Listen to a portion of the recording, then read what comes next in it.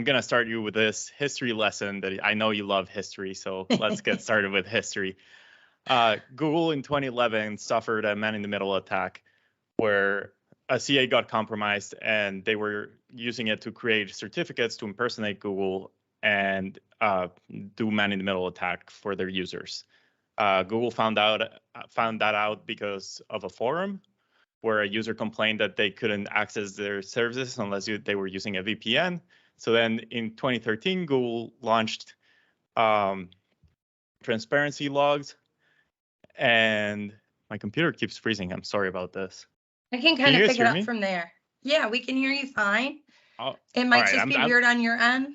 Just take your time. On my end, so I'm just gonna do my thing, and if you stop hearing me, just let me know or something.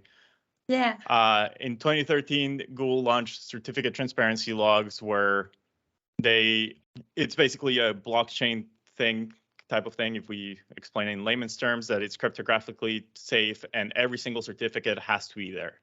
And they enforced it by forcing everybody in Chrome that any certificate that is used in Chrome to be monitored in those CT logs. And then every company has to monitor those logs to make sure that no one is issuing rogue certificates on their behalf. Got it. So just like a quick,